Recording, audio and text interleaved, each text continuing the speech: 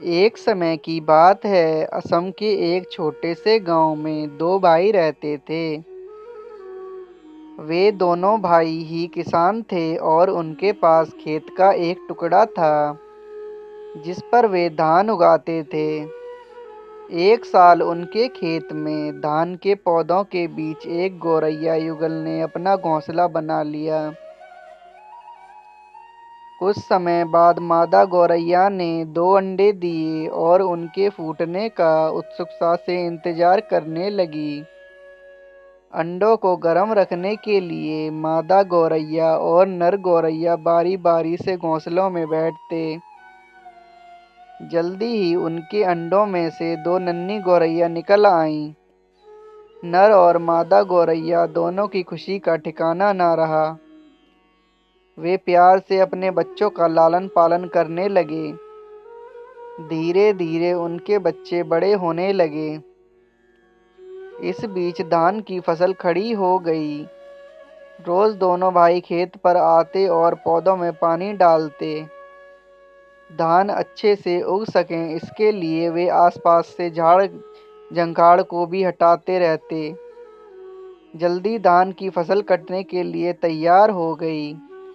यह देख मादा गौरैया ने नर गौरैया से कहा, जल्दी ही चावल के लिए धान को काट लिया जाएगा। इससे हमारा घोंसला नष्ट हो जाएगा। अभी तो हमारे बच्चे उड़ने के लायक भी नहीं हुए हैं। अब हम क्या करेंगे? नर गौरैया बोला, परेशान मत हो। अभी धान की कुछ फसल पूरी तरह से तैयार नहीं हुई है, उसमें कुछ और वक्त लगेगा।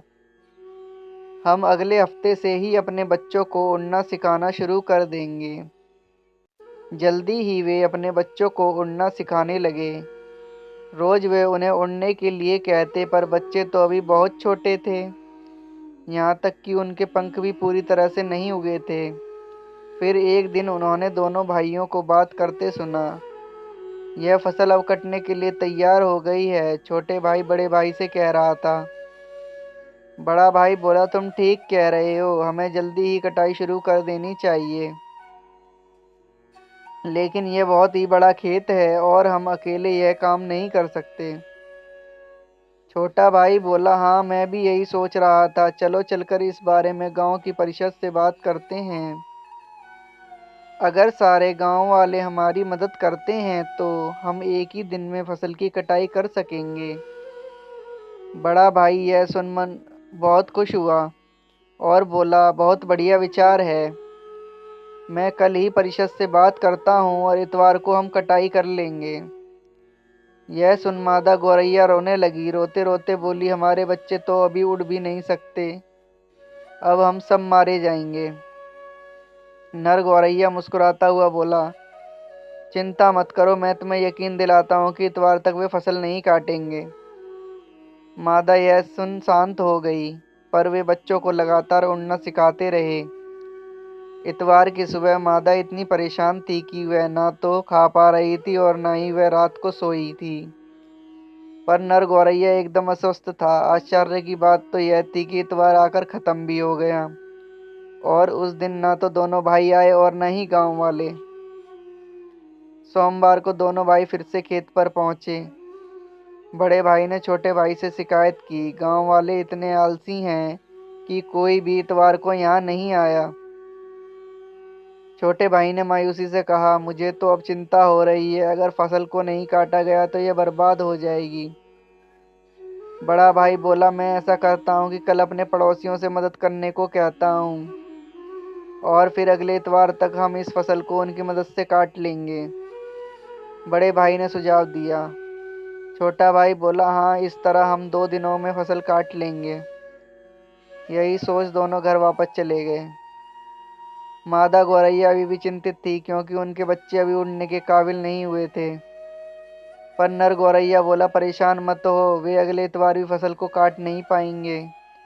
इस बार मादा ने नर गौरैया पर विश्वास कर लिया और ठीक ऐसा ही हुआ।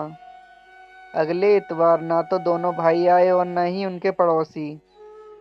सोमवार को जब दोनों भाई वहां आए तो छोटा भाई गुस्से से बोला, हमारे पड़ोसी कितने बेकार हैं, कोई भी इतवार को नहीं आया। बड़ा भाई उसे समझाते हुए बोला, इस बार हम अपने रिश्तेदारों से मदद मांगेंगे। आखिर खून पानी से कहीं ज्यादा गाढ़ा होता है, वे जरूर हमारी सहायता करेंगे। छोटा भाई कुछ सोचते हुए बोला, ठीक है, हम अगले इतवार को फसल काटना शुरू कर देंगे और 3 दिनों में पूरी फसल काट लेंगे। यह बातचीत सुन मादा गौरैया ने नर गौरैया को देखते हुए कहा, अब तो हमारे बचने की कोई संभावना ही नहीं है। नर बोला, अब हमारे बच्चे थोड़ा सा उड़ सकते हैं, इसलिए हम पूरी तरह कुछ दूरी तक उड़ सकें तो हम यहाँ से निकल सकते हैं, पर मुझे नहीं लगता कि वे इस इतवार भी फसल काटेंगे। देखो क्या होता है, वह मुस्कुराते हुए बोला, और एक बार फिर से वह सही साबित हुआ। इतवार आकर चला गया, न ही दोनों भाई आए और न ही उनके रिश्तेदार। अगली सुबह जब दोनों भाई खेत पर आए तो बहुत ही परेशान व हताश थे। बहुत देर तक वे एकदम शांत खड़े रहे। फिर बड़ा भाई बोला, भाई हम इस तरह तो धान को नष्ट नहीं होने दे सकते। हम कल आकर खुद ही इसे काटने का काम शुरू कर देते हैं। छोटा भाई उससे सहमत हुआ और बोला, हाँ, यही ठीक रहेगा। हमें फसल काटने में 6 दिन लगेंगे, पर कम से कम इस बार फसल कट तो जाएगी। नर गौरैया उनकी बात सुनने के बाद मादा से बोली, आज रात ही हमें यहाँ से जाना होगा।